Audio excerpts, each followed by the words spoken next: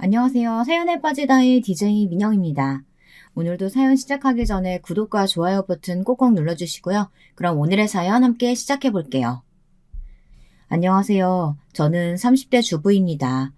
오늘은 회사에 출근하지 않아 이렇게 여유있게 시간을 갖게 되었어요. 최근 정신없이 일만 하느라 오랜만에 카페에 앉아 커피 한 잔을 하는데 이런 여유가 없었는데 창밖을 보며 바쁘게 움직이는 사람들을 보니 기분이 좋네요. 여러분들도 제 사연 들으시며 여유로운 시간 보내시길 바랄게요. 오늘 제가 사연을 쓰게 된 건 바로 시어머니 때문인데요. 어느 집이나 고부 갈등이 있다고 하지만 저는 특히나 좀 세게 겪게 된 것 같습니다. 저희 시어머니는 정말 지금 생각해도 보통 성격이 아니거든요. 정신력이 강한 편이었던 저도 가끔은 나몰래 울음을 터뜨릴 정도였으니 아마 다른 분들이라면 진즉에 이혼을 생각하지 않았을까 싶네요. 저는 다행히 아직 남편과 함께 살고 있고요. 무슨 이야기인지 궁금하실 텐데 오늘 용기 내어 사연 쓴 만큼 제 사연 들으시고 조언을 주신다면 꼭 새겨듣도록 할게요. 그럼 지루한 이야기 되지 않도록 최선을 다해 한번 써볼게요. 저는 3남 1녀의 장녀로 태어났는데요. 저희 딸만 해도 집안에 4명의 아이들이 있다는 건 다둥이 집안에 속했어요. 그래서 어딜 가나 저와 남동생은 주목을 받곤 했습니다. 남동생들과 제 나이 차이가 그리 많이 나지 않았기 때문에 선생님들은 더더욱 저희를 눈여겨보시곤 했어요. 아주 어린 막내를 빼곤 한 학교에 같이 다녔으니 당연히 눈에 띌 수밖에 없었죠. 특히나 아직도 기억나는 초등학교 2학년 때 담임 선생님, 박민숙 선생님은 저희들을 이뻐해 주셨답니다. 저를 보고도 항상 칭찬 일색이었어요. 우리 수민이가 아이들 잘 보살피니까 애들도 저렇게 이쁘고 바라게 잘 자라나 보다. 엄마 아빠가 흐뭇해 하시겠어. 감사합니다, 선생님. 집안에서는 딱히 칭찬받을 일이 별로 없었기에 저는 선생님의 칭찬을 받으면 그렇게 기분이 좋았어요. 저희 부모님은 동생들과 저를 먹여 살리기 위해 늘 동분서주하셨기 때문에 돌봐주실 여력이 없으셨거든요. 그래서 제가 좀 크면서부턴 동생들 옷 입히는 것부터 요리, 설거지까지 집안일을 엄마처럼 해내야 했답니다. 어린 시절 친구들과 놀고 싶은데 동생들을 챙기느라 같이 놀고 싶어도 놀지 못하는 서름은 아마 아실 분들은 아실 거예요. 친구들이 저희 집 앞까지 와서 같이 놀자고 해도 어린 동생들을 챙겨야 하기에 또래 애들과는 전혀 어울릴 수가 없었어요. 그래서인지 저는 자연스레 집안에 틀어박히게 되었고 남는 시간은 공부를 하며 시간을 때울 수밖에 없었습니다. 다행히 그 덕분에 성적은 늘 상위권이었고 고등학교에서 대학을 갈 때가 되니 서울의 상위권 대학에 갈 수준이 되어 있었어요. 아이고, 엄마는 우리 수민이가 정말 자랑스럽다. 어쩜 엄마가 하나도 손 안 대고 키웠는데 이렇게 공부도 잘하고 착한 딸로 자라주었나 몰라. 나중에 너 시집갈 때 엄마가 널 어떻게 보내야 할지 벌써부터 눈물이 앞을 가린다. 엄마, 남자친구도 없는 나한테 무슨 결혼 걱정? 너무 이른 거 아니야? 대학 가면 남자친구도 사귀고 해야지. 연애도 하고 이쁜 것들도 보러 다니고. 엄마는 수민이가 그렇게 살았으면 좋겠어. 저희 엄마는 자라나는 동안 제게 딱히 무언가를 지원해주지 못했다는 것에 대해 큰 죄책감을 갖고 계셨어요. 그래서 나중에 집이 조금이나마 경제적으로 여유가 생겼을 때 저에게 저런 말씀을 하시곤 했죠. 하지만 대학을 간 후의 삶은 제 생각과 달랐습니다. 제가 대학에 가서 엄마 말씀처럼 이쁜 것들만 보고 행복하게 살았냐 물으신다면 아니요. 전 그렇게 살지 못했습니다. 저도 조금은 바뀔 줄 알았는데 오히려 더 치열했어요. 취업을 하기 위해선 따야 할 자격증이 수두룩했고 학점을 잘 받기 위해선 밤을 새워 24시 카페에서 공부를 해야 했으니까요. 다들 공무원 시험이다 뭐다 열심히 하는데 저만 뒤처질 수가 없었습니다. 슬프지만 이게 대한민국의 현실이었어요. 더군다나 아직 대학을 못 간 동생들이 있었기 때문에 부모님을 도와 동생 학비까지 모으기 위해선 하루하루가 치열할 수밖에 없었죠. 그러던 중 만난 사람이 저희 남편이었습니다. 남편은 저와 달리 굉장히 매사에 느긋한 사람이었어요. 모두가 공부할 때 뒤에서 콧노래를 흥얼거리며 핸드폰이나 보고 있는 사람이었죠. 솔직히 한량 같아 보였기에 저는 처음에 전혀 남편에게 이성적 호감을 느끼지 못했습니다. 근데 남편이 제게 먼저 다가왔어요. 남편은 미대생이었는데 자기와 함께 전시회를 보러 가지 않겠느냐고 하더라고요. 전시회요? 네, 제가 아는 형이 개인전을 연다고 해요. 가서 응원차 들리려고요. 같이 갈래요? 하루하루 빠듯하게 살기 바빴던 제게 미술 전시회라는 건 낯설고 새로운 경험이었어요. 왠지 모르게 끌렸습니다. 그리고 남편을 따라간 미술 전시회에서 저는 남편에 대해서 새롭게 많이 알게 되었습니다. 다들 내가 부잣집 도련님이다 뭐다 해서 공부 안 하고 사는 줄 아는데 아니야. 나 나름대로 미술 공부 열심히 하고 유학도 생각 중인걸. 그리고 예술이라는 게 가만히 앉아 있는다고 바로 나오는 것도 아니고. 그래요? 유학이요? 어디로 갈 건데요? 프랑스 쪽으로 갈까 해. 엄마도 프랑스 파리에 있는 미술학교로 나오셨거든. 남편이 저보다 연상이었기에 제게 자연스레 말을 놓게 되었는데요. 저는 이때 남편에게 많은 호감을 느꼈습니다. 자기 방식대로 멋지게 사는 삶이 저와는 달라 보여 부럽고 좋아 보이더라고요. 남들이 가지 않는 길을 가는 것에 대해서도 뚝심 있게 느껴지고요. 저는 그 뒤 남편과 연애를 이어갔고 남편이 유학을 포기하면서까지 저와 결혼을 하고 싶다고 했기에 저희는 결혼을 서두르게 되었습니다. 남편은 저와 함께하는 결혼 생활이 더 기대된다며 유학은 다음으로 미루겠다고 하더라고요. 그런데 여기서 시어머니께서 반대를 하고 나오셨습니다. 시어머니는 저를 먼저 보자고 하셨어요. 이때만 해도 전 시어머니에게 호감을 갖고 있는 상태였는데요. 만나자마자 절 향해 쏟아붓는 말들을 들으니 그 호감이 곧바로 반감이 되더라고요. 시어머니는 단단히 오해를 하고 계셨습니다. 예, 네가 내 아들 유학길 막아섰다며? 너 한국에서 미술작가로 살아가기가 얼마나 치열한지 아니? 근데 감히 결혼이다 어쩐다 해가지고 애 발목을 잡아? 어머님, 오해가 있으신 것 같아요. 저는 유학 가지 말라고 말한 적 없어요. 그 사람이 결혼을 원해서 오히려 저보단 그 사람이 밀어붙여서 그래서 결혼 얘기가 나온 거예요. 웃기고 있네. 내 아들이 뭐가 부족해서 잘난 거 없는 너한테 결혼을 물어붙이겠냐? 너 우리 집 재산에 대해 얼마나 알고 있어? 네? 우리 집 재산에 대해 들은 게 있을 거 아니야. 그래서 지금 우리 성웅이 발목 잡고 편하게 살아보려고 하는 거 아니야? 내가 대충 듣자 하니 중상층도 안 되는 집안에서 아등바등 동생들이랑 살아왔다고 들었는데 그럼 그림이 뻔하지 않겠니? 아무튼 나는 절대 허락 못한다. 니들 당장 갈라서.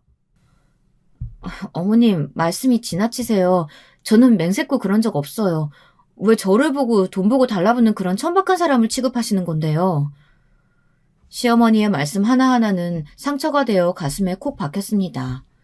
오해를 하시는 것도 억울했지만 그보다 저를 마치 돈 노리고 달라붙는 여자 취급한 게 너무 자존심이 상하더라고요. 저는 억장이 무너지는 마음으로 당장 남편에게 전화를 했고 남편은 어쩔 줄 몰라 했습니다. 그러더니 자신이 어떻게든 해결해보겠다고 하더라고요. 남편은 여동생과 남동생이 있는 장남이었는데 장남인지라 더 강하게 나오는 것 같다고 말했습니다. 아무리 그래도 그렇지 나를 불러놓고 대낮에 이런 면박을 주시는 게 어딨어. 커피숍 사람들이 다 쳐다봤다고 얼마나 창피했는지 알아? 미안해. 알았어 자기야. 나도 우리 엄마가 그렇게 세게 나올 줄 몰랐어. 내가 유학을 안 간다고 하니까 단단히 실망하셔서 그런가 봐. 그러면서 남편은 어린 시절에 대해 이야기를 해주었는데요. 시어머니는 대학교 교수이자 잘 나가는 서양 작가셨는데 남편 역시 자신과 같은 길을 걷길 바라셨다고 했습니다. 그래서 어린 시절 내내 미술 과외니 뭐니 끼고 하시면서 자신이 직접 가르치며 화가에 대한 꿈을 강압적일 만큼 불어넣으셨다고 하시더라고요. 하지만 남편은 정작 유학도 가고 싶지 않아 하고 화가는 더더욱이나 되고 싶지 않다고 했습니다. 그건 오롯이 엄마의 꿈이지 자기 꿈이 아니라고요. 엄마의 욕심을 채우기 위해 자기 인생을 허비하고 싶지 않다고 했죠. 나는 그냥 평범한 회사 다니며 남들처럼 사는 게 좋아. 당신 앞에서는 내가 예술가가 되고 싶다느니 유학 가고 싶다느니 했지만 그거 사실 다 호세였어. 남편의 말은 충격적이었습니다.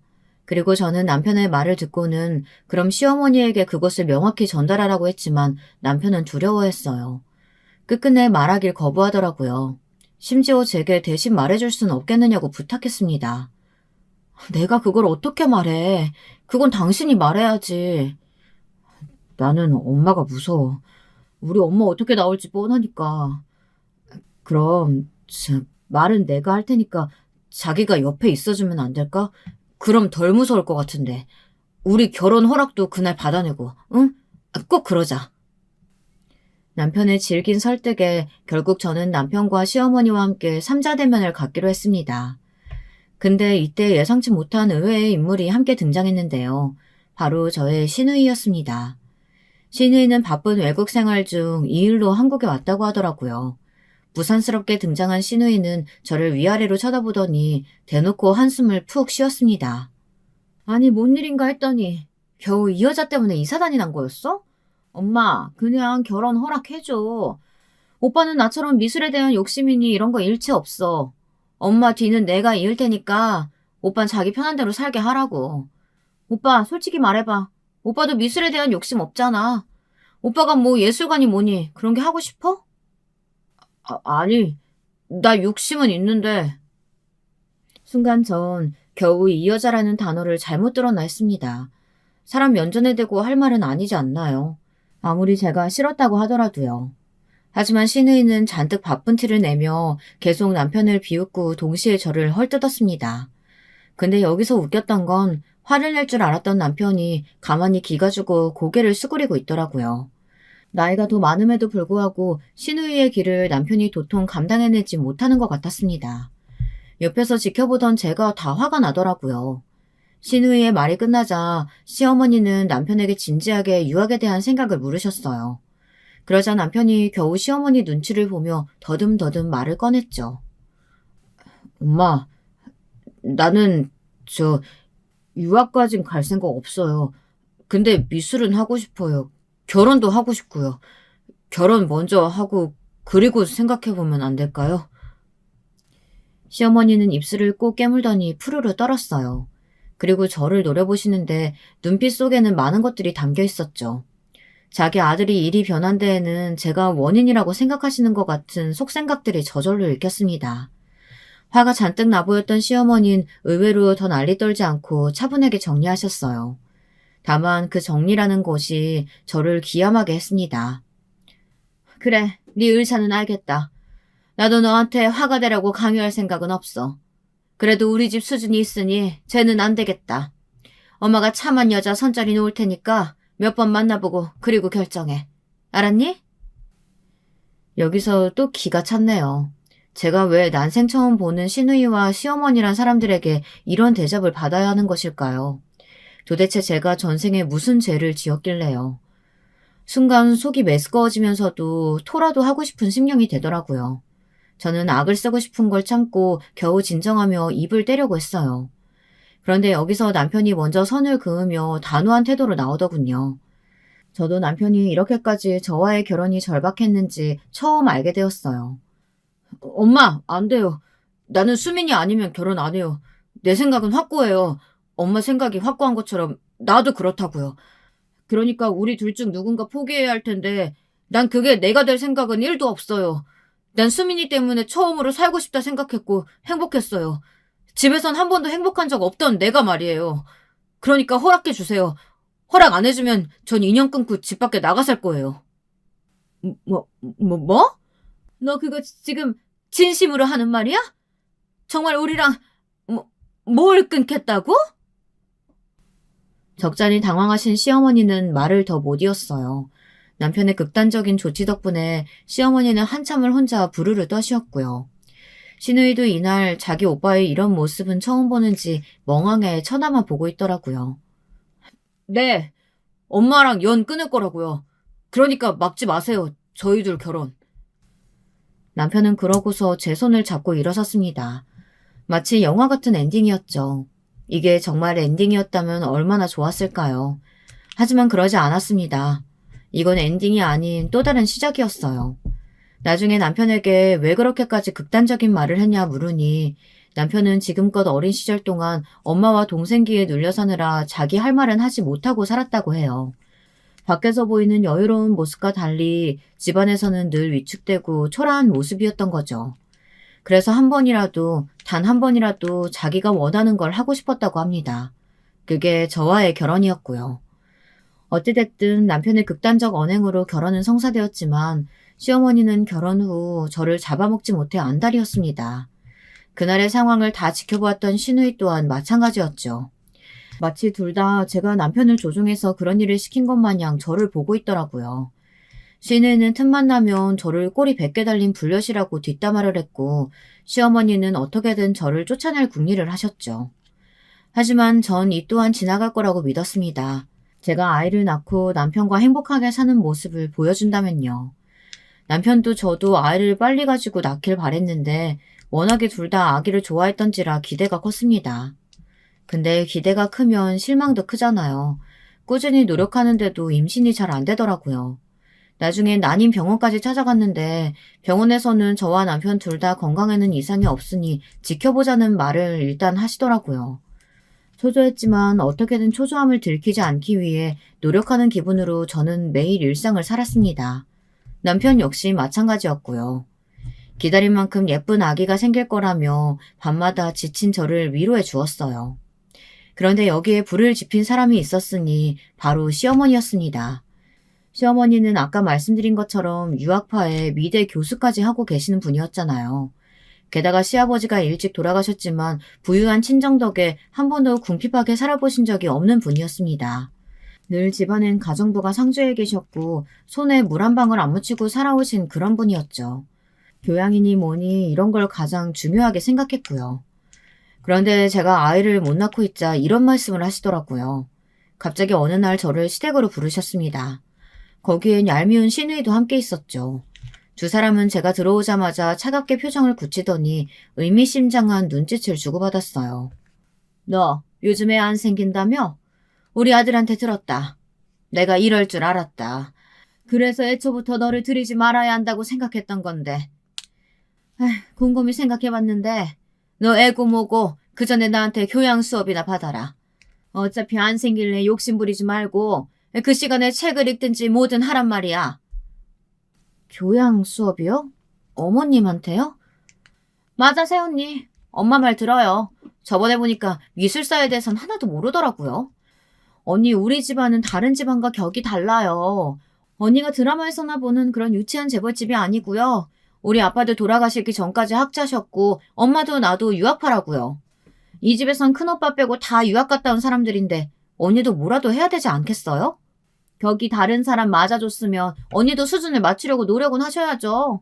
그래야 엄마는 하나 덜 쪽팔리죠. 시어머니는 웃기게도 저한테 교양 수업을 받으라고 하시더라고요. 시인은 격하게 동조했고요. 둘이서 작당 모의 한 것이 바로 그것이었습니다. 그러면서 어머님은 자기가 책 목록을 몇 개 썼으니 그걸 다 읽고 느낀 점을 써오라고 하더라고요. 이건 거의 초등학생 숙제나 다름없었습니다. 거기다 책 목록을 보니 영어 원서들이더라고요. 기분이 나빴고 무엇보다 바쁘게 회사 일을 하고 있었던지라 사실 시간은 없었지만 괜히 목록을 보니 오기가 생겼습니다. 다들 제가 영어를 못할까라고 생각해 비웃으려고 내놓은 숙제였지만 전 잘할 자신이 있었거든요. 당시 제가 부모님이 일구고 계시는 회사에서 맡은 업무도 해외 영어 파트였고요. 그래서 저는 당당하게 읽어오겠다곤 하곤 시댁을 나왔습니다. 그리고 그 다음 주 약속된 시간보다 하루 빨리 가서 아예 영어로 말을 하고 나왔어요. 책에 대해 조목조목 짚어가며 말하는 모습에 시어머니도 시누이도 모두 놀라더라고요. 둘 다 당황함을 숨기지 못하는 얼굴에 무척이나 통쾌했습니다.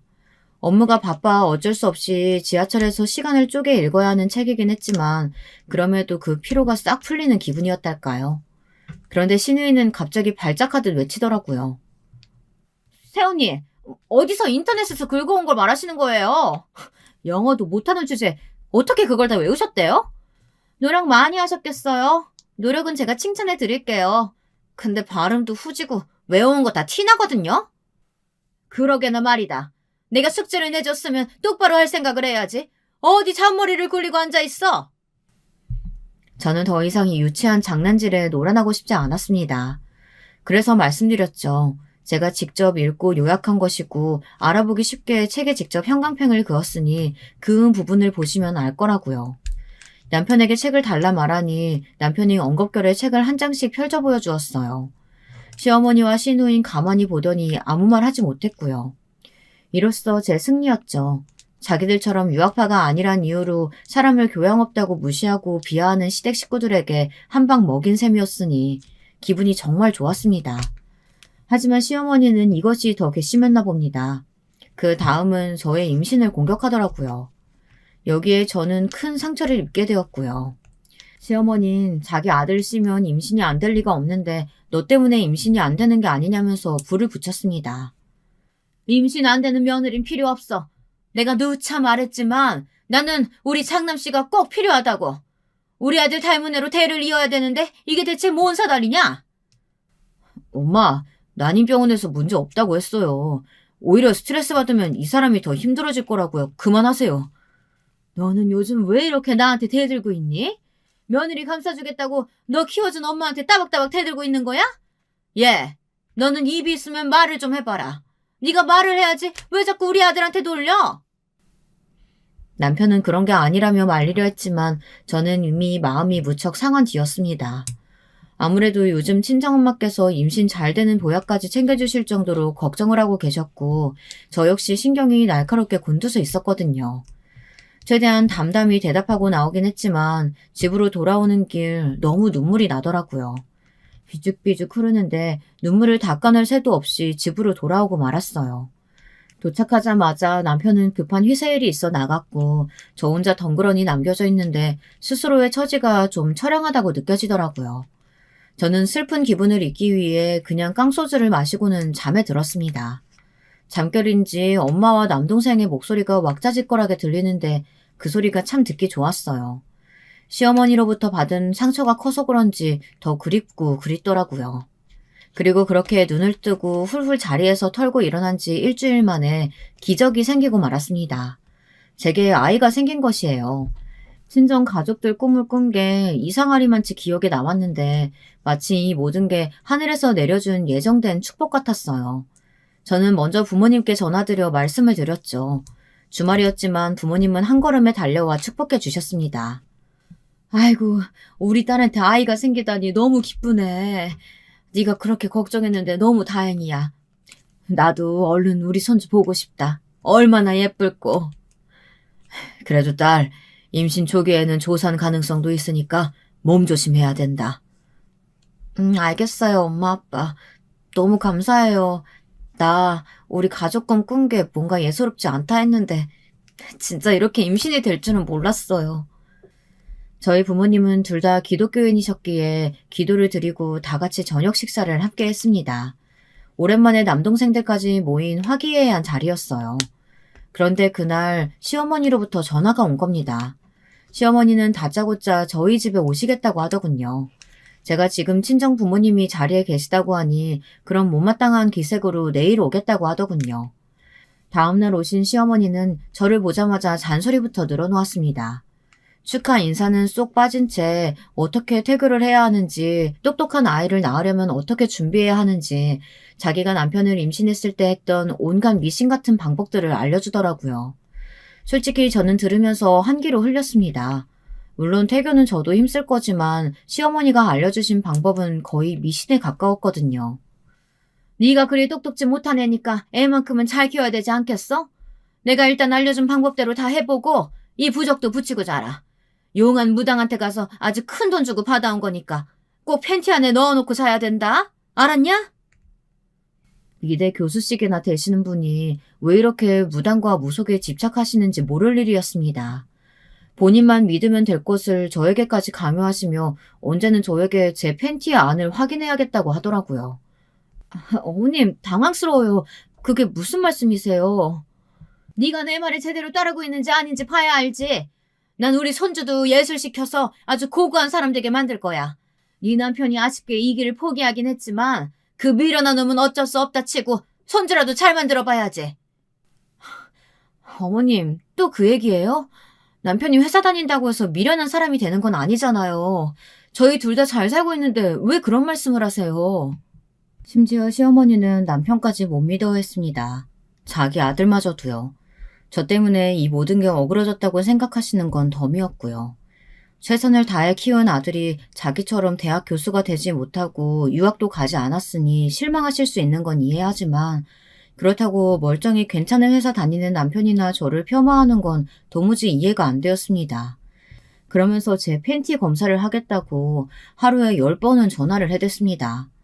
나중엔 진절머리가 나서 시어머니 전화를 부재중으로 돌려놨더니 난리가 났더군요. 시누이가 대신 전화해서 언니 우리 엄마 전화 쌩 까는 거 아니죠. 얼른 받아요 라며 재촉하고 시어머니는 위협성 문자를 보냈었고요. 내 아들하고 이혼하고 싶지 않으면 곱게 전화 받는 게 좋을 거다. 이런 요지가 담긴 문자였죠. 기가 차더군요. 어떻게 모녀가 쌍으로 미칠 수 있는 걸까요? 요즘 시대에 이런 시누이와 시어머니가 있다는 게 믿겨지지도 않았네요. 제가 친구들에게 말하면 친구들은 기겁을 했고요. 제 또래 친구들은 고부 갈등을 겪지도 않았고 명절이나 생신 정도만 챙기면 된다고 생각하고 있었거든요.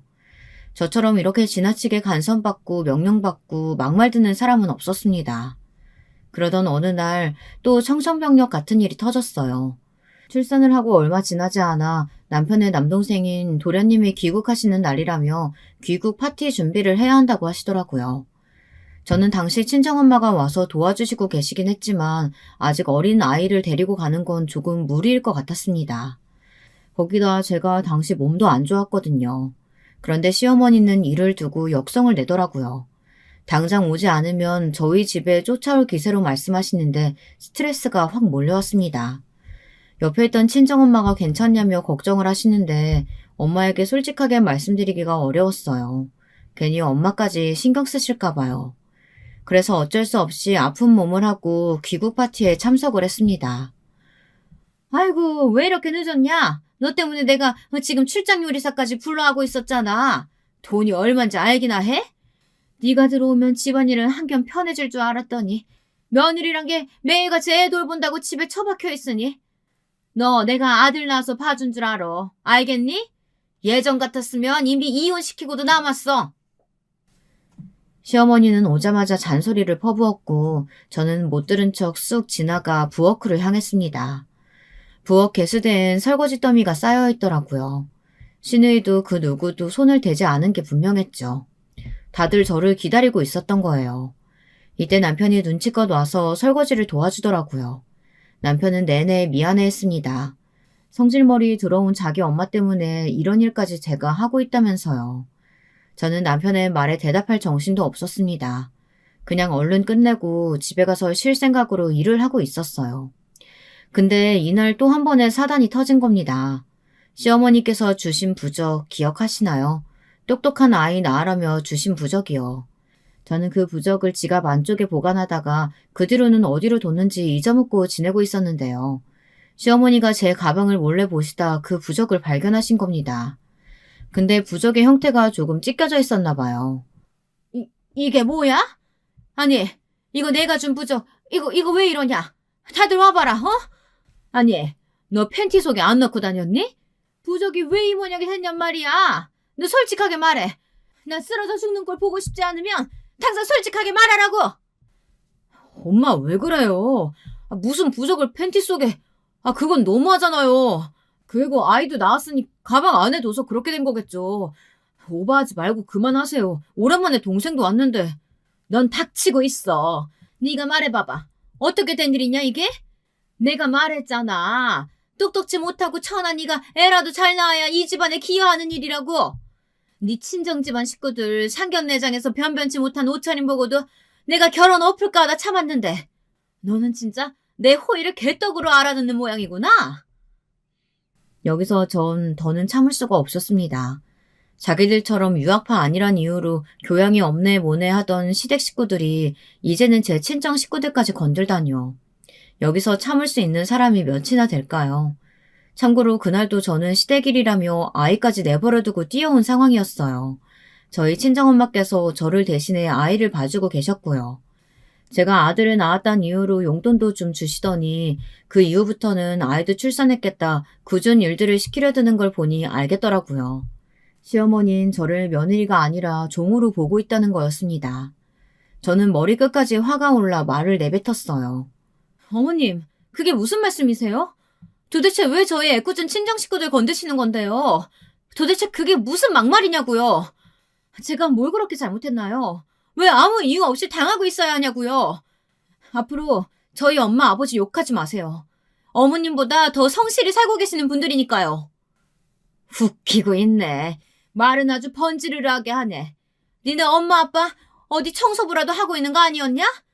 애만 줄줄이 낳아가지고 힘겹게 살아온 거 내가 다 아는데 무슨 성실이니 뭐니 하는 소리를 그런 소리 늘어놓고 자빠져 있어? 시어머니와 시누이는 일제히 비웃었고 시누이 또한 대놓고 맞장구를 치며 깨르르 웃어대더군요. 마치 인간이 아닌 족속들처럼 느껴졌습니다. 저는 한 번만 더 저희 친정 식구들을 욕하면 가만 있지 않겠다는 으름장을 놓고선 시댁을 뛰쳐나왔습니다. 제 머릿속엔 오로지 이혼 생각뿐이었어요. 갓 출산한 제가 이혼을 생각했으니 제정신이 아니었죠. 하지만 이미 마음은 그쪽으로 향하고 있었습니다. 이혼하고 싶다, 끝내고 싶다, 시댁 식구들을 더 보고 싶지 않다, 이 생각뿐이었습니다. 그런데 제가 정신없이 가느라 누가 오는 줄도 몰랐나 봅니다. 갑자기 누군가 제 어깨를 덥석 붙잡더라고요. 놀라서 쳐다봤는데 도련님이었어요. 도련님은 아까 전까지 사태를 가만히 지켜보고 있었던 사람이었습니다. 그러다 제가 뛰어나오자 같이 따라 나온 모양이었어요. 남편도 아닌 도련님이란 사실에 조금 놀랐는데 도련님은 혹시 카페 같은 곳에라도 가서 이야기를 좀 나눌 수 있겠냐 하더군요. 거절하기가 어려워 일단은 알겠다고 하고 들어갔죠. 도련님은 그날 카페에서 내내 미안하다고 말했습니다. 무겁게 한숨을 쉬더니 저보고 면목이 없다며 시어머니가 해야 할 말을 대신하더라고요. 남편에게 들어 도련님의 심성이 착하고 바른 사람이라는 건 알고 있었습니다. 어렸을 때도 시어머니의 등살에 남편이 아무 말 못하고 있으면 동생이 나서 대신 대들어주기도 하고 학교에서 왕따를 당하고 있을 때도 동생이 교실로 찾아와 주었다고 했습니다. 그렇기에 남편도 도련님을 많이 신뢰하고 있었고요. 또 의지하고 있다고 했어요. 저희 결혼식 날도 어렵게 참석했던 도련님은 저보고 형을 데려가 주셔서 감사하다며 시댁 식구들 중 유일하게 환하게 웃어주신 분이었습니다. 저에게 가장 잘 대해준 사람이었죠. 아니에요. 도련님 잘못도 아니고 오히려 이렇게 말씀해 주셔서 감사해요. 마음이 조금 풀리네요. 제가 다 죄송합니다. 되돌릴 수 있는 방법이 있다면 어떻게든 하겠는데 제가 그래도 앞으로 어떻게든 어머니 잘 단속해 볼게요. 아까 상처 많이 받으셨을 텐데 마음 풀어주셨으면 좋겠어요. 도련님의 따뜻한 말에 이날은 정말 조금 마음이 풀렸습니다. 도련님은 내내 저를 붙들어 놓고 이런저런 말을 해주며 기분 좋게 만들어주려고 애썼죠. 사실 시어머니 때문에 이미 많이 마음이 상한 뒤이긴 했지만 그래도 내 편이 생겼구나라는 생각이 들어 마음이 든든하긴 했습니다. 그 후 저와 도련님 사이는 전보다 조금 더 돈독해진 것 같습니다. 도련님도 힘든 유학 생활을 끝내고 나서 마땅히 한국에 발붙일 곳이 없어 당황하던 중이었는데 제가 가끔 남편과 함께 술친구가 되어주기도 했고 도련님도 저희 아들을 워낙에 이뻐해서 선물도 자주 사들고 찾아왔어요. 남편의 시댁의 방패막이가 되어주지 못하는 곳에 도련님은 따끔하게 야단을 치기도 해주었어요. 마치 시아버지 같았달까요? 형, 원래 중재는 형이 해야 되는 거야. 우리 어머니 성질이 보통 까탈스럽고 예민해. 형이 중간에서 잘 막아줘야 형수님이 편하신 거라고. 형 너무 물러터졌어. 내가 보니까 그래.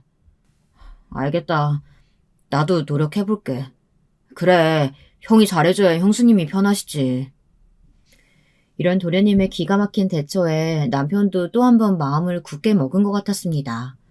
그 뒤로는 명절이나 생신 아니면 일절 시댁에 발을 끈차고 먼저 말을 해주었고 시어머니 생신도 제가 영 내키지 않으면 가지 않아도 된다고 하더라고요. 그 마음이 참으로 고마웠습니다. 저는 그 용기에 힘입어 시댁에 단호하게 선언했죠. 요즘 시대에 시어머니가 이렇게 달달 며느리 볶는 건 말도 안 되는 것 같고요. 전 천하다는 말 들으면서 계속 시댁살이 할 생각 없네요. 앞으로 어머님께서 저를 이런 식으로 대하신다면 남편도 저도 시댁에 갈 생각 없습니다. 남편도 동의했고요. 뭐라고? 얘 성웅아, 얘가 한 말 진짜니? 얘가 뭘 잘못 먹은 거지? 엄마, 이 사람 말 한치의 거짓 없이 다 진실이에요. 엄마가 이 사람 가정부 종로로 취급하시는데 저라고 기분 좋겠어요? 어릴 때요 엄마에게 지고 살았지만 이 사람 덕분에 깨달았네요. 제가 그러고 살 필요 없다는 걸요. 아무튼 엄마도 이 사람에게 사과해 주시고 안 그러실 거면 전 안 올 거예요. 제가 세게 나가자 시어머니는 분하다는 듯 고래고래 소리를 질렀고 저와 남편은 받아들이지 않겠다는 뜻으로 알아듣곤 시댁을 나왔습니다. 연락도 받지 않았어요. 그 뒤 저는 저대로 아이를 키우며 열심히 살았고 저희 어머니 아버지 회사가 무척 커지고 있는 중이라 남동생들 모두 회사에 투입되어 일에만 열중하고 있었습니다. 가끔 제 도움이 필요할 때면 어쩔 수 없이 아이를 맡겨두고 회사에 가서 도와주었죠. 그리고 아이가 조금 자랐을 때 저는 회사의 어엿한 대표가 되었습니다. 부모님들도 회사를 일군데 제 공이 크다며 제게 맡기고 싶어 하셨고요. 시댁과의 연을 거의 끊고 살았지만 행복했어요. 도련님 덕분에 집안에 좋은 변화가 찾아온 것 같아 무엇보다 정말 감사했고요. 그러던 어느 날 도련님에게 여자가 생겼다는 소식을 들었습니다. 도련님이 저희에게 제일 먼저 알려주었고요. 사이가 돈독했던지라 도련님에게 어떤 여자인지 너무 궁금하다고 했더니 사진을 보여주더군요. 사진으로만 봐도 이쁘고 참해 보였습니다. 내과 의사라고 했는데 도련님이 정기검진을 받고 간단한 이상징후가 발견되어 치료를 받다 눈이 맞았다고 하더라고요. 사진으로만 봐도 차분하고 똑부러진 도련님과 너무 잘 어울렸죠. 그런데 어딘지 낯이 익었어요. 어디서 봤는지 모르겠지만 기시감이 들어 혼자 골똘하게 생각하게 되더라고요. 어디서 봤는진 모르겠지만 익숙한데 내 직장에서 일하시는 분은 아니고 누구지? 분명 본 것 같은데. 남편은 길 가다 마주친 사람이겠거니 하고 넘어갔어요. 하지만 전 느낌이 이상했습니다. 그리고 그걸 확인할 길이 오고야 말았죠. 어느 날 의사 동서가 시댁에 첫인사를 온다고 시모가 저를 소환하더라고요. 역시나 이런 날이 올 줄 알았는데 막상 온다고 하니 기분이 묘했습니다. 물론 시어머니와 시누이를 보는 건 싫었지만 동서를 처음 만나는 거니 최대한 반가운 마음으로 가려고 했어요. 시댁은 제가 오기 전부터 이미 잔칫집 분위기였습니다. 시어머니는 제게 의사동서 소고기 구워줘야 한다면서 소고기를 사오라고 하더군요. 꼭 빼먹지 말고 사와. 무조건 최고급으로. 알았어? 으유, 의사동서 오니까 옷 최대한 고풍스럽게 입고 오고. 또 전처럼 시장 옷 입고 오면 집안에 수치다. 내쫓을 줄 알아. 와서 쓸데없는 말 하지 말고 가만히 쥐죽은 듯 앉아있고. 너 장롱 안에 안 집어넣은 게 다행인 줄 알아라. 그 말을 듣는데 문득 시어머니를 처음 본 날이 떠올랐습니다. 시어머니는 제게 소고기를 구워주긴커녕 자기 아들 유학길 막았다며 화를 펄펄 내시곤 했죠. 참 씁쓸해지는 순간이었습니다. 사람이 아무리 직업 앞에서 돈 앞에서 작아진다고 하지만 시어머니는 제가 아들을 낳고 며느리가 된 이후에도 단 한 번도 친절하거나 다정하신 적이 없었죠. 그렇게 전 이런저런 생각을 하다 시댁에 도착했습니다. 근데 막상 도착하고 나서 제 손에 아무것도 들려있지 않다는 걸 깨달았어요. 현관문을 열고 들어서는 순간 시어머니는 제 손에 들린 비닐봉지가 아무것도 없다는 걸 깨닫고는 길길이 날뛰기 시작했습니다. 아이고, 지금 판 준비하고 마늘이랑 다 준비해놨는데 소고기를 안 사오면 어쩌자는 거야? 너 지금 제정신이냐? 아, 잠깐 딴 생각하다 깜빡했어요. 지금 가서 제가 사올게요. 어디 후미진 동네 정육점에서 사오려고? 우리 집 수준이 뭐가 되겠어? 아이고, 이 멍청한 년 같으니라고. 이거 하나 제대로 못해? 도대체 넌 잘하는 게 뭐냐? 하여튼 엄마, 그러길래 내가 인터넷에서 주문한다 했잖아. 아, 왜 멍청한 새언니를 시켜? 엄마, 제가 사올게요. 사오면 되지 왜 그러세요? 너도 조용히 못해? 뒤이어 들어온 남편이 상황을 알고는 자신이 사오겠다고 말했습니다. 서방님 역시 말리려고 들었고요. 그런데 그 순간 시어머니는 자기 분에 못 이겼는지 손을 들어올려 제 뺨을 치고 말았습니다. 불이 붙은 듯 뺨이 뜨거워지고 그 다음은 얼얼해지는데 이게 도통 무슨 상황인지 판단하기 힘들었습니다. 순식간에 분위기가 차가워졌어요. 무슨 짓이냐는 남편의 고함 소리가 들렸고 서방님 역시 시어머니에게 뭐라고 말하고 있었죠. 뺨을 맞은 충격 때문에 전 이 모든 것들이 멀리서 들려오는 것처럼 느껴졌습니다. 하지만 곧이어 열어진 현관문으로 누군가 조심스레 문을 밀고 들어오더군요. 누구인진 바로 알아볼 수 있었습니다. 사진으로 봤던 동서였어요. 어머, 대표님! 제가 뺨을 부여잡고 있는 사이 동서가 제 직함을 부르더군요. 그제야 전 동서를 어디서 봤는지 알 수 있었습니다. 저희 회사가 의료기기를 파는 회사인데 동서네 병원에 한번 들른 적이 있었더라고요. 제 직함을 부르는 소리에 시어머니는 영문을 모르는 표정으로 저와 동서를 번갈아 쳐다보았어요. 대표라니? 누가 대표야? 얘가? 아니, 얘는 월급쟁인데 무슨... 맞아. 멍청한 새언니가 무슨 대표야. 대표 아무나 해? 엄마, 이제야 말하네요. 이 사람 부모님과 함께 가업 이어가고 있어요. 큰 회사고 엄마는 상상도 못할 만큼의 수입을 벌어들이고 있고요. 그런데도 이 사람을 무시하셨죠? 엄마가 뭐라고 이 사람을 무시해요? 시어머니는 자기 아들이 한 말도 못 믿겠는지 저를 한 번 더 쳐다보셨습니다.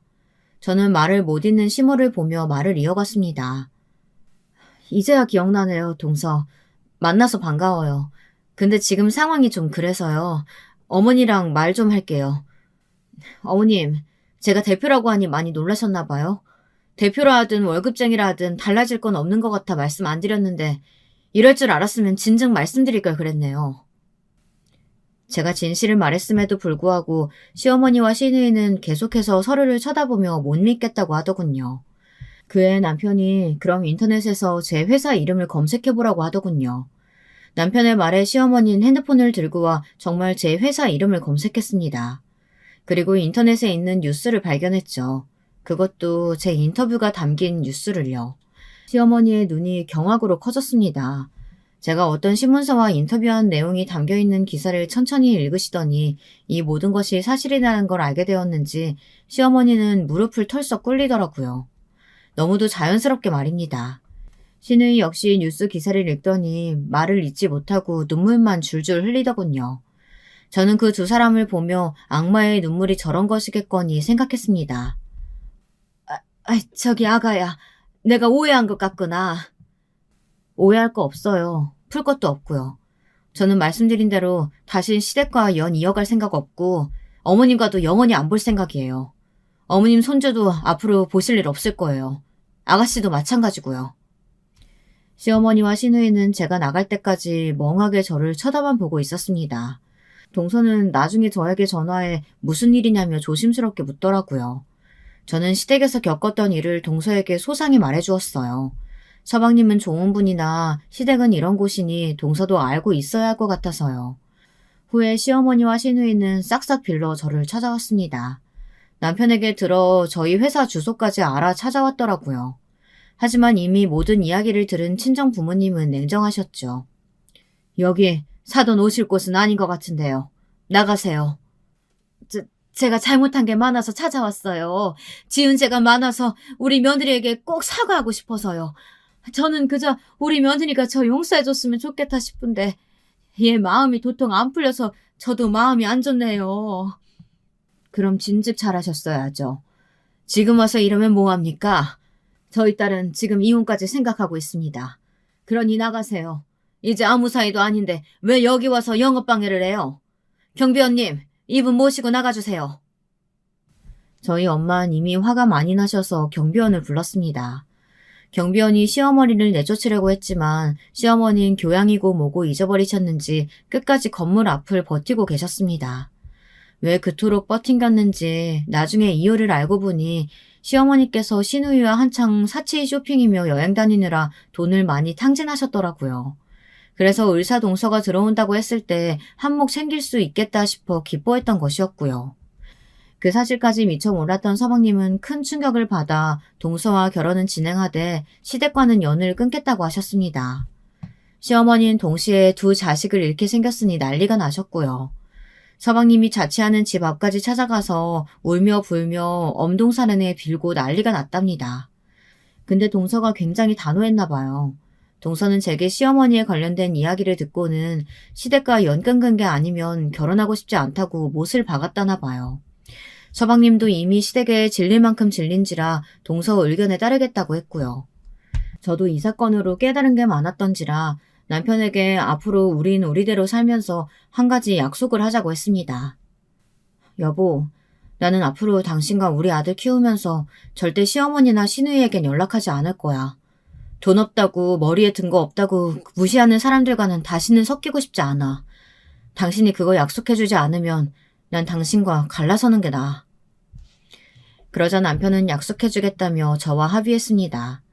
현재 저는 아들 잘 키우고 초보맘으로 고군분투하고 있습니다. 회사 역시 승승장구하고 있고요. 저와 저희 부모님이 열심히 하신 만큼 앞으로 제 삶이 남은 날까지 계속 성공하는 회사로 키우고 싶답니다. 저의 남은 삶 응원해 주시면 감사하겠습니다. 그리고 지금까지 들어주셔서 감사하고요. 날씨가 추우니 다들 감기 조심하시고 든든히 옷 챙겨 입고 다니세요. 만약 혹시라도 저처럼 고부 갈등이 있는 젊은 주부분들이 있다면 자신의 삶을 먼저 우위에 두셨으면 좋겠습니다. 무엇보다 내가 행복하고 편안해야 아이도 행복하고 가정이 평안하니까요. 시어머니를 신경 쓰고 참아주고 살기엔 인생이 너무 짧다는 생각이 드네요. 우리 짧은 인생 아깝게 쓸데없는 신경전으로 소비하지 말고 행복하게 살자고요. 다들 올 한 해 행복한 일 모두 가득하시길 바랄게요. 저와 다른 분들의 사연 들으면서 조용히 응원하고 있겠습니다. 그럼 이만 글을 줄이겠습니다.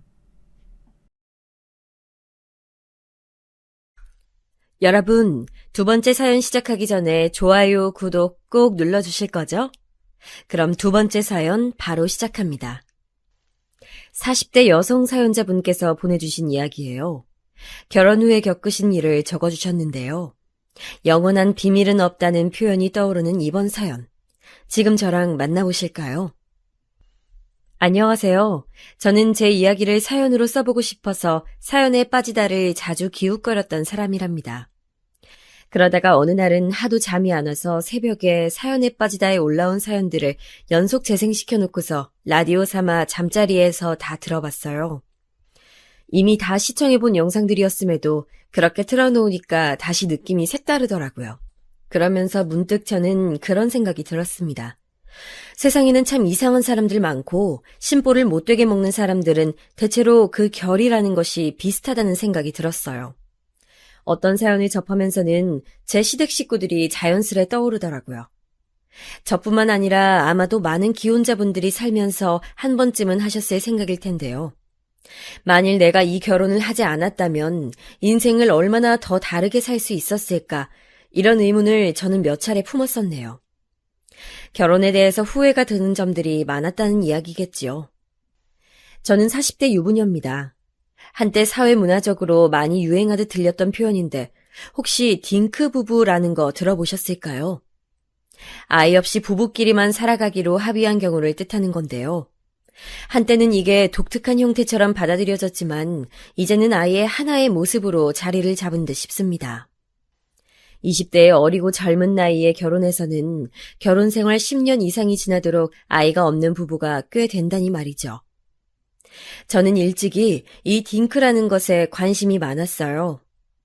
개인적으로 제가 아이를 별로 그렇게까지 좋아하는 사람이 아니기도 했거니와 저의 친척 언니 한 명이 출산 후유증으로 호되게 고생하는 것을 지켜본 후로는 출산에 대한 막연한 두려움도 있었던 것 같습니다. 제가 20대 후반의 나이에 만나서 진지하게 연애를 시작했던 남편도 저와 생각이 비슷한 사람이었어요.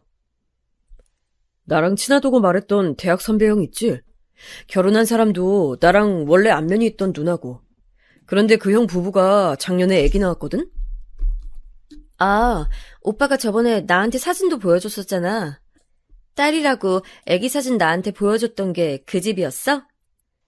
맞아, 기억하는구나.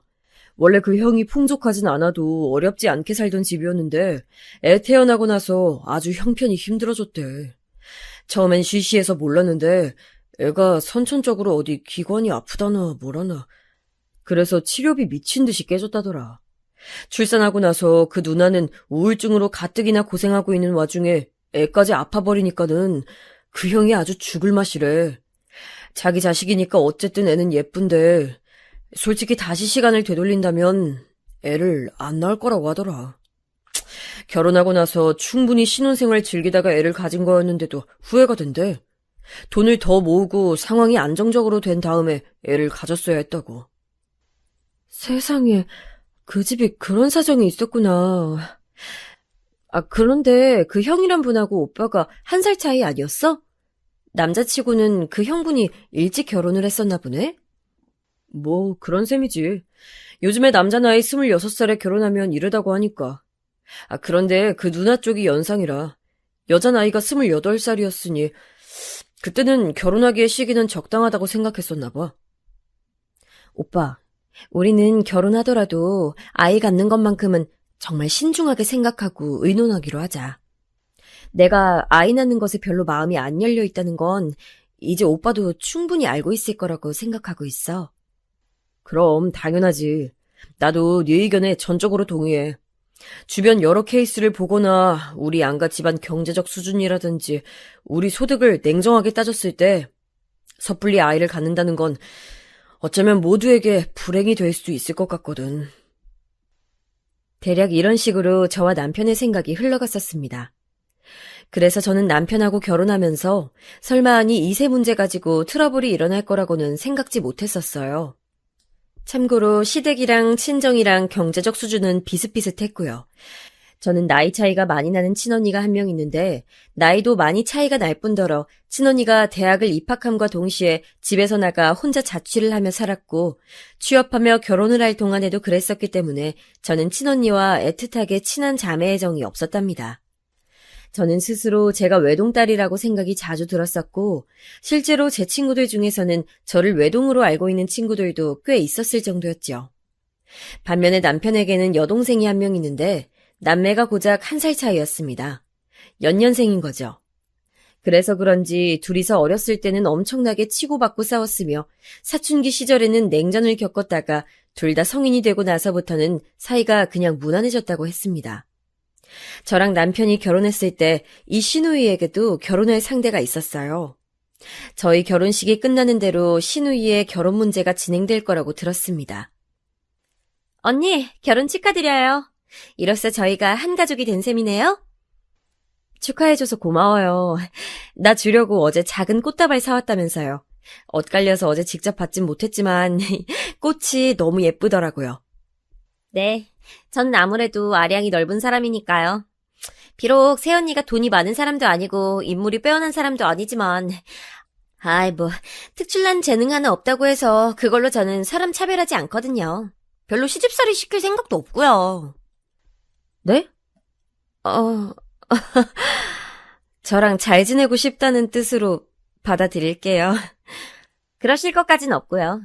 그냥 저희 오빠랑 둘이서 싸우지 말고 잘 지내기나 해주세요.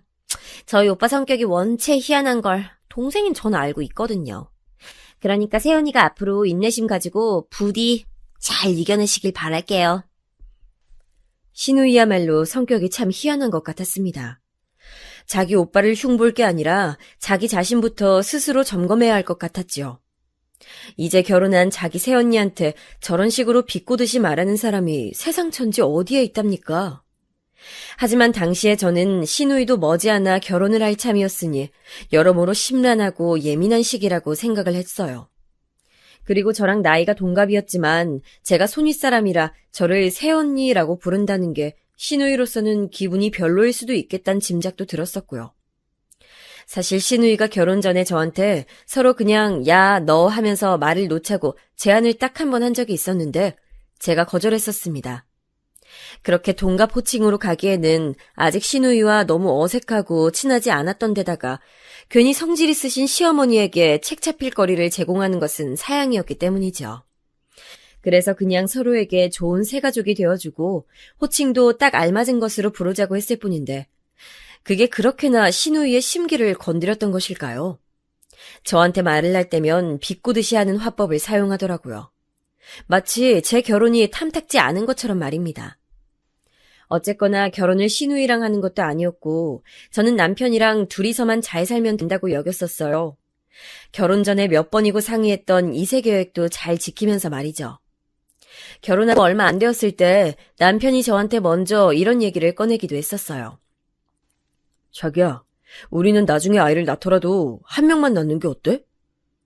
한 명만? 하긴 우리가 향후 3년 안에는 아이를 갖지 않기로 했으니까 그때가 지나서 아이를 낳는다면 우리 나이 따졌을 때 많아봤자 2명까지가 최선 아니겠어? 그러니까 나도 한 명만 낳는 거 괜찮을 것 같은데 갑자기 오빠가 그런 생각은 왜 했어? 아니, 그냥 중국에는 아직도 소황제라는 문화인식이 팽배한 것 같길래 우리도 한 명만 낳아서 아이한테 해주고 싶은 거 다 해주면서 그렇게 키우자. 그래, 좋아. 대신에 오빠, 그 아이를 낳는 건 아직 지금으로서는 먼 훗날의 얘긴 거 알지? 당연히 알지. 아주 먼 얘기고 지금은 그저 우리끼리 부부 생활 즐기면서 살면 돼. 중국은 워낙 인구가 많다 보니까 한 가정의 아이를 한 명만 낳아서 키우자는 일명 소황제 정책이 널리 퍼져 있었어요. 자식을 여러 명 낳으면 모두를 풍족하게 키우는 것이 어려워지지만 외동 한 명만 낳는다면 마치 황제처럼 떠받들어 키우는 게 가능하다는 것이 그 정책의 취지였답니다. 남편은 바로 그 이야기를 들먹인 것이었는데요. 저도 외동을 낳아 키우는 것 정도는 동의가 되었기에 남편한테 고개를 끄덕거려 줬었죠. 저랑 남편은 결혼하고 나서도 각자 일을 부지런히 하는 맞벌이 부부였습니다. 전형적인 서민 가정에서 태어나고 자란 케이스가 바로 저희 부부였고요. 결혼하면서 양가의 지원을 받기는 했지만 그것이 집이라든지 그럴싸한 예단, 혼수 같은 게 아니었어요. 다만 예식장이며 신혼여행을 다녀올 수 있을 정도의 비용이었지요. 저희 부부는 결혼하고 나서 돈을 꾸준히 모으기로 했어요. 둘이 같이 벌어서 모으니까 숫자가 커질 때마다 그걸 확인하는 재미가 있었습니다. 이대로라면 3년 뒤에 아이를 가지는 걸 생각해 볼 여유가 있겠어.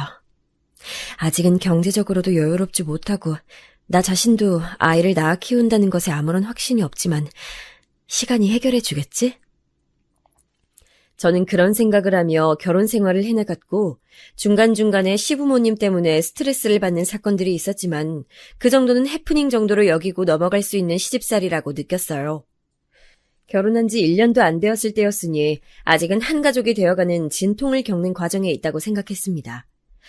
그런데요, 결혼 1주년을 앞두고 제가 그만 임신이 돼버렸습니다. 완전히 이건 청천벽력이었어요. 왜냐하면 저랑 남편은 둘 다 분명히 그 시점에서 이세를 가질 생각이 없었으니까요. 상의를 하고 또 얘기를 나누고 확실하게 계획을 세워뒀던 주제였습니다. 그런데 임신이라니 이건 말도 안 되는 거였어요. 몸 컨디션이 자꾸만 이상해서 병원을 갔다가 그 사실을 알게 되었을 때 진짜 하늘이 노래졌습니다. 아니에요, 선생님. 제가 임신이라니 그럴 리가 없어요. 저 아직 신혼인데 아이를 가질 계획이 없었던 것을요? 얼마나 조심하고 신경을 썼는데 제가 임신할 리가 없습니다. 확실해요. 그러니까 다시 한번 확인해 주세요. 환자분, 지금 이 결과보다 더 확실한 건 없어요. 환자분은 임신 상태가 맞습니다. 지금 몸 상태가 워낙 허약해져 있기 때문에 각별히 주의하시고요. 임신이 맞다고 확인 사살을 받던 순간에 너무 기가 막혀서 그냥 웃음이 나왔던 것 같아요. 남들은 그토록 임신을 부르짖으면서 갖은 애를 다 쓴다던데 어찌해서 임신이 필요하지 않았던 저희 부부에게 이런 소식이 날아들었던 것일까요? 기쁘지 않았어요. 솔직히 말해서 무서웠고 당황스러웠고 온몸에 식은땀까지 나는 느낌이었습니다. 여러 가지 잡생각이 떠오르면서 앞으로 어떻게 해야 할지 막막해졌어요. 분명히 남편도 저처럼 결혼하고 나서 3년 이내의 임신은 절대 사양이라고 했던 사람이었기에 이 사실을 어떻게 받아들일지 조금은 겁도 났었네요. 아니야. 차라리 내 남편도 나처럼 생각이 같다는 게 다행일 수도 있어. 둘 다 원하지 않는 아이잖아. 일단 대화를 잘 나눠보자. 저는 마음을 굳게 먹고서는 남편에게 제 임신 사실을 알렸습니다. 그런데 아주 놀라운 생각지도 못한 일이 벌어졌어요. 왜냐하면 제 예상과는 달리 남편이 엄청나게 기뻐하면서 난리였기 때문입니다. 임신이라고? 정말이야? 잘됐다. 너무 잘됐다. 이제 우리 아빠 엄마 되는 거네? 그렇겠지? 그런데 오빠 왜 이렇게 좋아해? 임신 소식에 좋아하지 않을 부부가 어딨어. 야, 내가 부모가 된다니 너무 감격스러워. 남편은 기뻐서 어쩔 줄을 몰라 했고 저는 그 모습을 보면서 기분이 가라앉았어요. 한참 후에야 그런 저를 발견하고 눈치챈 남편이 그제서야 표정 관리를 하더라고요. 제가 원치 않게 이른 임신을 하게 된 것이 너무 속상해 보여서 자기도 마음이 아프다고 말입니다. 그런데 그렇게 위로를 건네는 남편은 하나도 마음 아픈 사람처럼 보이지 않았어요. 그래서 제가 의심을 했던 것입니다. 여기엔 제가 모르는 내막이 숨겨져 있는 건 아닐까 하는 의심을 말이죠. 왜냐하면 저나 남편이나 분명히 나중에 임신을 하자고 했었고 그에 따라 정말 많은 주의를 기울여 왔었습니다. 그런데 그 모든 노력에도 불구하고 임신이 되었다고요? 이건 둘 중 하나였죠. 하늘이 내려준 기적이거나 아니면 사람이 부린 농간이거나. 정말 안타깝게도 밝혀진 진실은 후자였습니다. 우연히 남편이 말실수를 한 것을 잡아낸 제가 연속해서 캐물었고 결국 남편은 자기가 한 짓을 실토했어요. 저와의 약속을 지키지 않았던 거예요. 결국 제 임신은 남편의 농간 때문이었습니다.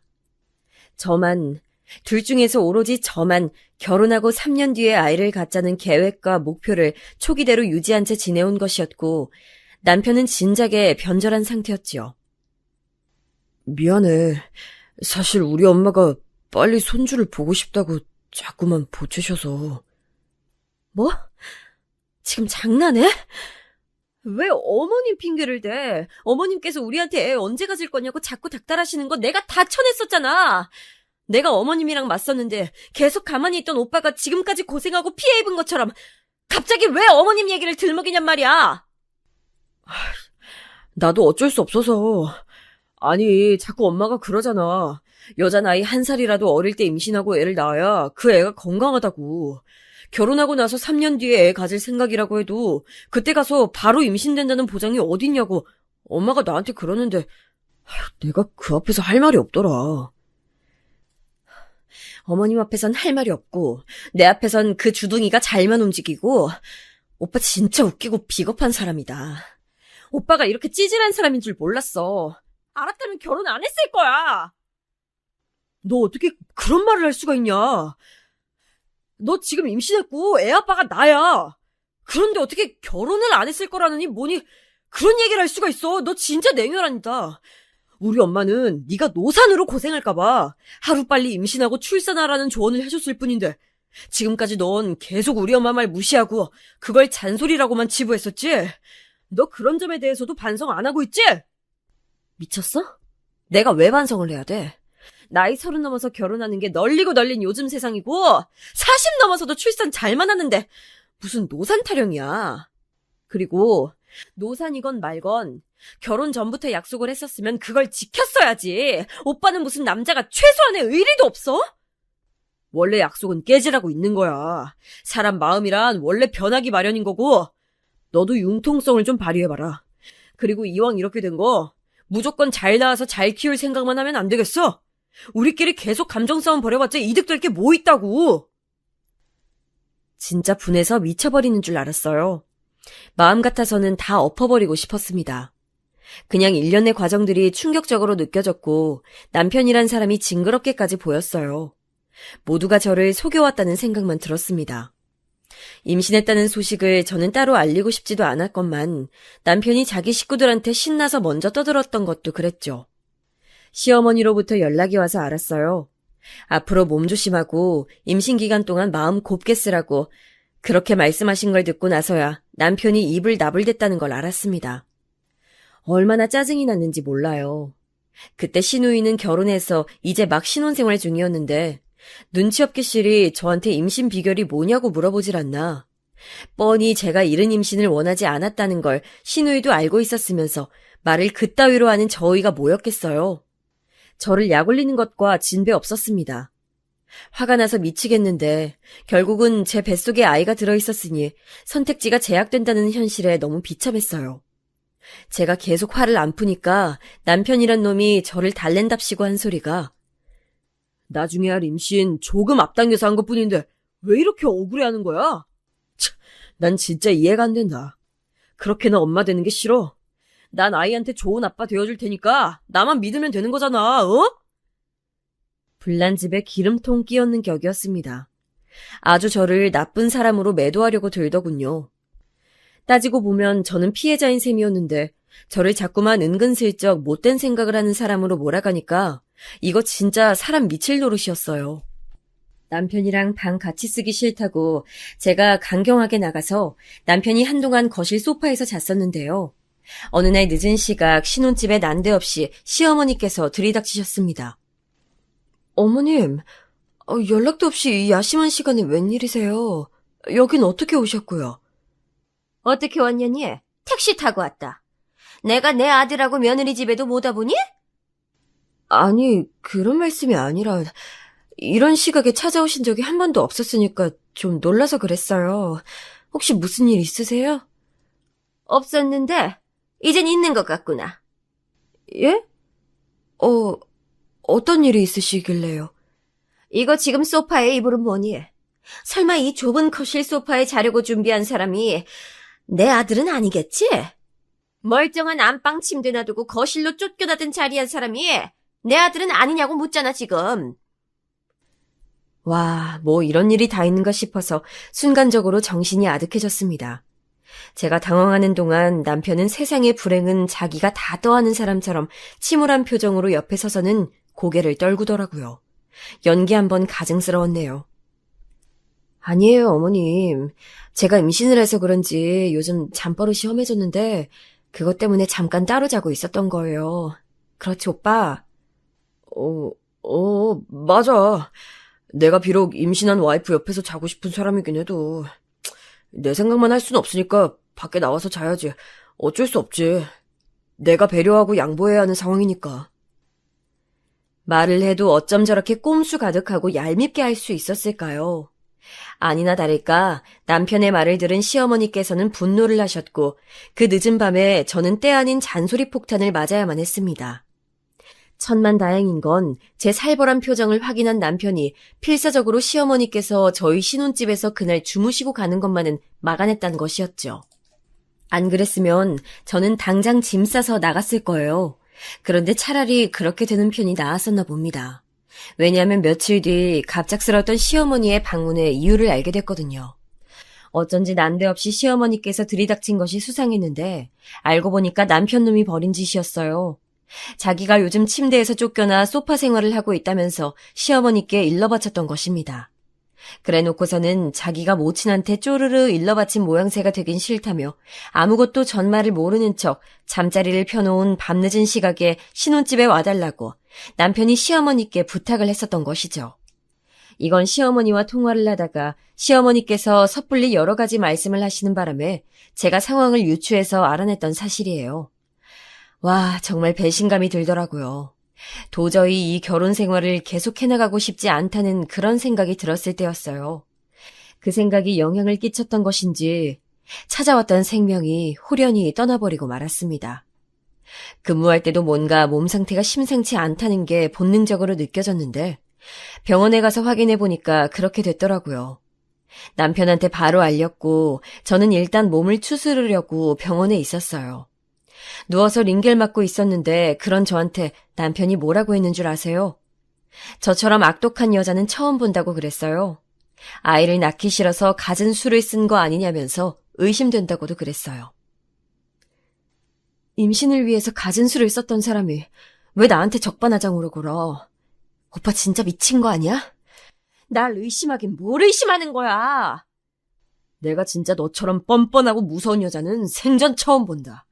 어떻게 자기 애가 허망하게 떠났는데 얼굴이 멀쩡할 수가 있어? 눈도 빨갛지도 않고 붓지도 않았잖아. 진짜 냉정하다. 난 이렇게 눈물이 하염없이 나오는데. 본인이 눈물 많은 걸 가지고 왜 나한테 냉정하다 그래. 나야말로 오빠처럼 무서운 사람 처음 봐. 진짜 음침해. 이런 사람인 줄 내가 진작에 알아봤어야 했는데.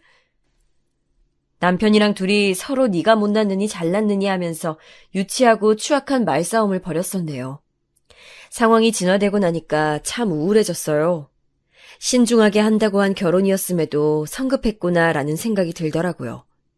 저 스스로가 너무 어리석은 사람으로 느껴졌어요. 이런 사태로 인해 저희 부부가 이혼을 했냐고요?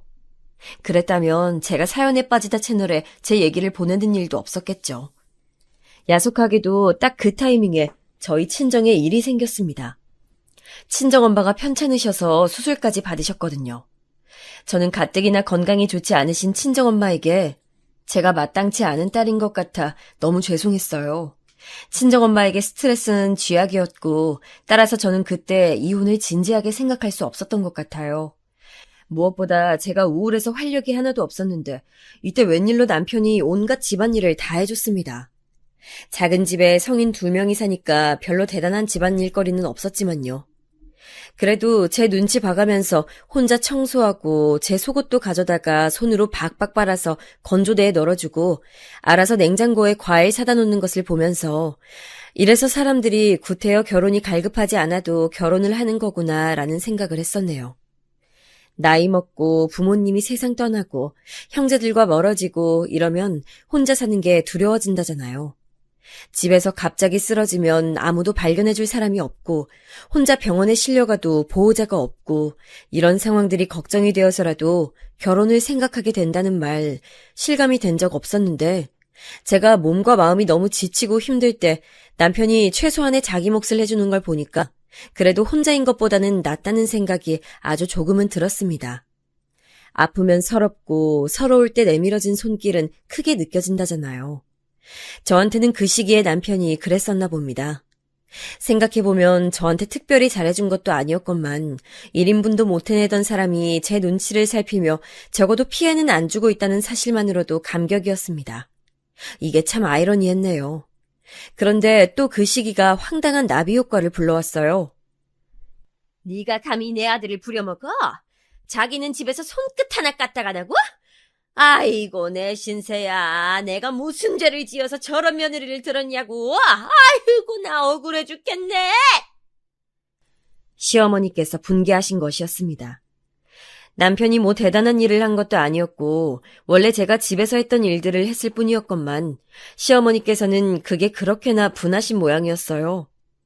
이때부터 제가 시어머니께 제대로 미운 털이 박힌 셈이었죠. 저는 그러거나 말거나 그때는 제 코가 석자였고 친정엄마의 걱정으로 머릿속이 가득 차 있었기 때문에 시어머니께서 저를 어떻게 미워하시든 신경 안 썼습니다. 그런데 여기에 시누이까지 가세를 하게 되었어요. 이것 또한 전말이 존재합니다. 발단은 시누이가 임신을 한 것이었죠. 이건 원래 몰랐던 사실이지만 시누이가 일방적으로 심해부를 한참 쫓아다녀서 사귀었고 결혼까지 하게 되었던 거래요. 어쩐지 결혼식장에서 봤을 때도 신랑 쪽은 무덤덤해 보였는데 신부는 한박 웃음이었죠. 거기에 보통 결혼식장에서 한 명이 운다면 신부가 울잖아요. 그런데 양가 부모님께 인사를 하던 타이밍에 눈물을 글썽거린 건 신랑 쪽이었고 신부는 그저 환희에 차 있었습니다. 시누이가 그렇게나 심해부를 자기 남편으로 맞은 게 좋았었나 보더라고요. 이랬으니 임신을 한 것도 행복했겠죠. 웃긴 건 가장 먼저 시누이의 임신을 알아차린 게 저였단 사실이에요. 무거운 발걸음으로 시댁에 갔었던 주말, 시누이가 심해부 없이 혼자 왔는데 약간 몸살 감기가 있는 것 같다고 했습니다. 자기 남편한테 감기 옮기기 싫어서 떼어놓고 왔다는 말을 듣고 어이가 없었죠. 그러면 뭐 다른 사람들은 그 감기 옮아도 된다는 것인가요? 그런 생각을 하고 있던 찰나에 마침 시누이가 저를 보면서 이런 말을 하는 거예요. 새언니, 그거 아세요? 감기는 원래 다른 사람한테 옮기고 나면 일찍 낫는데요. 낭설이긴 하지만 그럴싸하더라고요. 나한테 감기를 옮기고 싶은가 봐요? 장난이라도 굳이 왜 그런 말을 하는 건지는 모르겠는데. 아무튼 건강관리 잘하세요. 그리고 어쩌면 감기 아닐 수도 있으니까 검사 받아보시고요. 네? 감기가 아닐 수도 있다니요? 아까부터 저한테 증세를 이것저것 물어보시더니 혹시 뭐 짚히시는 거라도 있으세요? 제가 혹시 감기가 아니라 큰 병 같나요? 아니요, 그게 아니라 들어보니까 혹시 임신으로 컨디션 난조를 겪고 있는 건 아닌가 싶어서 그랬어요. 그러니까 섣불리 감기약 먹지 마요. 제가 그렇게 말하니까 시누이가 화들짝 놀랐었는데 얼마 뒤에 임신이라는 걸 알게 됐어요. 제가 슬쩍 했던 추측이 맞았던 것이죠. 남편은 별로 자기 여동생의 임신을 축하해주고 싶지 않다면서 철없는 소리를 했지만 저는 아무것도 안 하고 있는 건 좀 아닌 것 같아서 영양제 같은 걸 이것저것 선물해줬습니다. 근데 시누이가 임신 중기에 해외여행을 간다고 했어요. 태교 여행이라고 거창한 이름을 붙여서 말이에요. 가까운 제주도로 가는 것도 괜찮을 것 같은데 굳이 비행기 타고 멀리 태교 여행 갈 것까지 있어요? 괜히 피곤하게 되는 거 아닌가 싶네요. 왜요? 제가 연예인들이 나가는 태교 여행 간다니까 질투나시나 봐요. 그럴 리가요. 이왕 가는 거 즐겁게 시간 잘 보내다가 오세요. 네, 당연히 그럴 거예요. 태교 목적으로 해외여행 가는 건 아무나 하는 게 아니니까요. 말하는 꼬라지 한번 얄미웠던 신우이. 그 해외 태교 여행을 다녀오고 나서 저한테 연락이 왔어요. 배가 좀 느낌이 이상한데 임신하면 원래 이런 거냐고 물어보더라고요. 저는 그 주스 채우기 전에 유산했던 사람인데 저한테 물어봐도 제가 어떻게 답을 줄 수가 있었겠나요?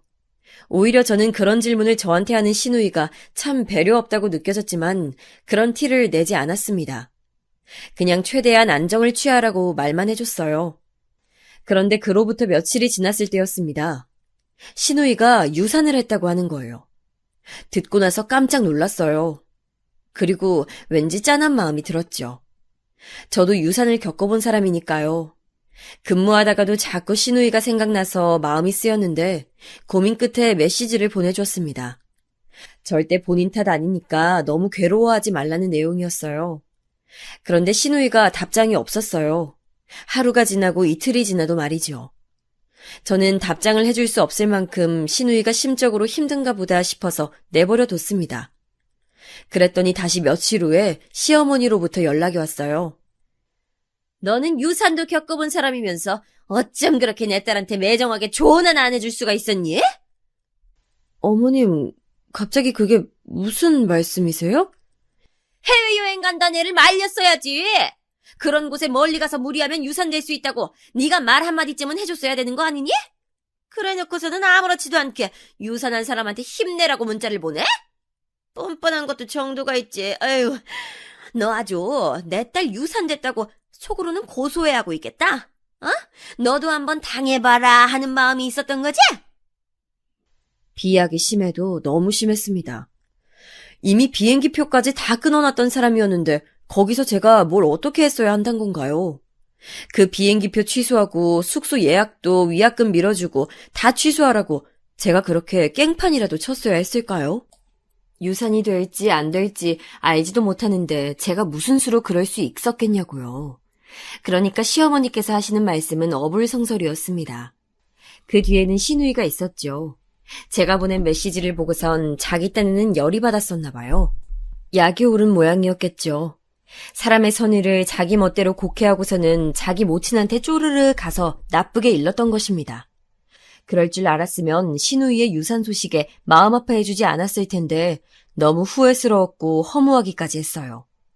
저는 제가 뭘 잘못했는지 모르겠다고 시어머니께 맞섰고 그 이후로 신우이랑은 사이가 틀어졌습니다. 남편은 중간에서 눈치를 보느라 어쩔 줄 몰라 했는데 마침 시아버지께서 당신의 고향 시골집 공사를 시작하시는 바람에 시댁이 좀 바빠져서 분위기가 환기됐어요. 자연스레 신우이의 유산으로 인한 냉전은 뒷전으로 밀려났죠. 저는 이듬해 끝자락에 임신을 했고 아들을 낳았습니다. 건강을 회복하셨던 친정엄마가 쓰러지셨는데 병원에서 기대를 낮추라고 저희 친정 식구들한테 그랬어요. 그래서 각오는 했었지만 포기는 할 수 없어서 모두가 매달려서 친정엄마를 간병했어요. 예상보다 오래 사셨지만 결국 친정엄마가 세상을 뜨셨습니다. 친정엄마가 쓰러지셨을 때 제 조카들 보면서 그나마 희미한 웃음을 짓곤 하셨거든요. 그때 많은 생각이 들었습니다. 남편이랑 얘기를 많이 나눴고 이때 아이를 가졌습니다. 친정엄마는 기적처럼 저희 아이가 태어날 때까지 버티셨고 당신의 갓난 손자를 눈에 담으시곤 세상을 떠나셨어요.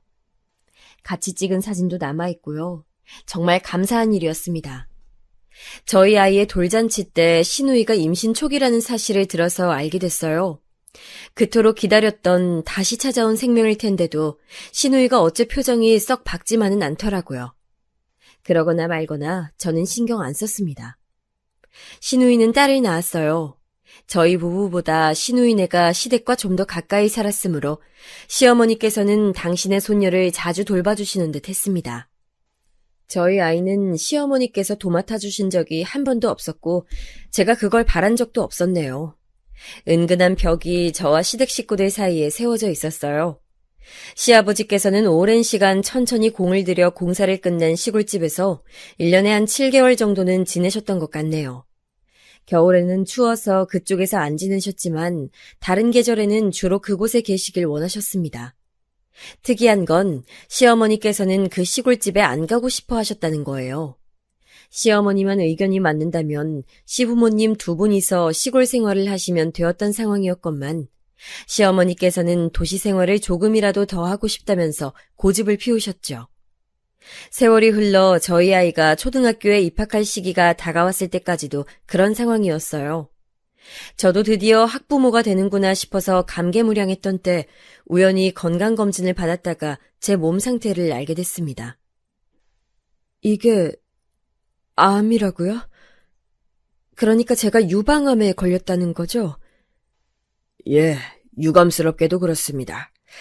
가족력이 있다고 환자분께서 말씀을 해주셨던 것 같은데 아무래도 그랬을 가능성이 있네요. 저희 엄마가 돌아가실 때 다른 병으로 돌아가시기는 했지만 원래 시작은 유방암이었어요. 그리고 이모 할머니께서 유방암이셨고요. 생각해보니까 저희 작은 이모도 유방암 때문에 계속 검사받으면서 살고 계신 것 같네요. 멍하게 중얼거릴 때까지만 해도 실감이 안 됐던 것 같아요. 설마하니 제가 암 환자가 될 줄이야. 아직 아이가 너무나도 어렸고 돌아가신 친정엄마를 하늘에서 뵙자니 그만한 불효가 또 없었습니다. 남편은 당장에 까무러쳤죠. 암? 유방암? 돌아가신 장모님도 예전에 유방암으로 고생하셨었다고 그랬었잖아. 이게 대체 웬일이냐? 이게 무슨 일이냐고. 마른 하늘에 날벼락이 따로 없네. 저한테 괜찮냐고 묻는다던가 우리 힘내자고 파이팅을 해준다던가 그런 것 하나 없는 남편이었습니다. 정말 매너 없고 멋대가리 하나 없는 남자였어요. 애가 아직 7살인데 엄마가 암에 걸리는 게 말이 되냐면서 그런 쓸데없는 하소연이나 제 앞에서 실컷 해댔죠. 그래도 암투병을 앞둔 저를 내친다거나 저버린다는 반응이 아닌 것에 위안을 삼아야 했던 걸까요? 왜냐하면 다른 두 사람에 비하자면 남편의 반응은 천사에 가까웠기 때문이에요. 바로 시어머니와 시누이 말이에요. 처음엔 제 소식에 많이 놀라길래 그냥 그런 줄로만 알았어요. 그런데 병원 들어가기 전에 밥을 따로 먹자고 저를 불렀을 때 그 자리에서 그 악독한 심정을 마주하고 말았습니다. 몸에 좋은 유기농 채소를 많이 먹자면서 그랬을 때 저는 쌈밥집에 가는 줄 알았어요. 그런데 도착해보니까 고깃집이더라고요. 고기 먹고 힘내서 암 이겨내셔야죠. 그래, 기력 회복에는 자고로 고기가 최고인 법이지. 뭐하냐? 어서 들지 않고. 두 사람을 보는데 이상하게 그런 느낌 있죠? 이 사람들이 나의 불행을 반기고 있는 듯한 그런 예감 말이에요. 그런 게 들었어요. 잘 넘어가지도 않는 고기를 먹으려니까 별로 안 내켰습니다. 그래서 깨작거리고 있는데 갑자기 시누이가 제 그릇 위로 고기 한 점을 휙 던져주는 거예요. 보니까 비계 부위였어요. 비계 많은 부위에다가 살코기는 아주 적었고 그마저도 오돌뼈가 박혀 있었습니다. 저는 시누이가 이걸 모르고 그냥 저한테 줬나 싶었습니다. 그런데 바로 이때 암 환자한테는 이런 게 좋죠. 부드러운 기름이 좀 들어가야 몸이 움직여지지 않겠어요? 차에도 기름을 넣어야 차가 굴러가잖아요. 그러니까 비계 쪽으로 많이 드세요. 시누이가 이런 말을 하는 겁니다. 그냥 말했으면 또 모르겠어요. 그런데 갑자기 자기가 말을 해놓고도 너무 웃겼는지 푸흡 하는 소리를 내면서 고개를 떨구더라고요. 그 옆에서는 시어머니께서 웃음을 꾹 참는 얼굴로 계셨고요. 그제서야 지극히 고의라는 것을 안 채가 젓가락을 내려놓았습니다. 재밌으세요? 저는 죽을지 살지 알 수 없는 암 환자인데 그런 사람 앞에서 그러고도 싶으세요? 안 창피하세요? 그리고 제가 뭘 잘못했다고 저한테 이러시는 거예요. 격양되려는 감정을 꾹 누르고 최대한 차분하게 말을 뱉었습니다. 그랬더니 두 사람 가증스럽게도 그럴 의도 없었다며 발뺌을 하더라고요.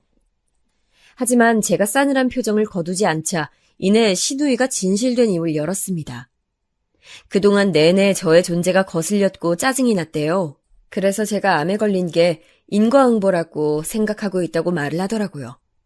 시어머니께서는 이해 질세라 남의 아들을 개고생시킨 못난 며느리 주제에 항상 기고만장한 게 마음에 안 들었는데 암에 걸려서 호되게 당하게 되었으니 잘된 일이라고 생각을 한다며 그렇게 말씀을 하셨고요. 제가 암에 걸렸다고 하는데도 남편의 입에서 이혼이란 단어가 안 나오는 걸 보면 제가 악독하게 남편의 길을 꽉 누르고 살아온 게 틀림없다면서 시어머니께서는 목에 핏대까지 세워가며 저에게 쓴소리를 늘어놓으셨습니다. 무슨 말을 해도 통할 상대들이 아니더라고요. 저급하고 너무 저열했어요. 그때까지 살면서 저는 남편이 참 못난 사람이라고 생각을 했었는데 자기 모친과 누이에 비하자면 본인은 양반이었더라고요. 그 추한 사람들 앞에서 눈물을 보이기는 싫었기에 저는 바로 자리를 떴고 그곳에서 멀어지고 나서야 헛구역질을 하면서 엉엉 울었습니다. 내가 이대로 암 때문에 죽더라도 그것들은 처단하고 떠난다.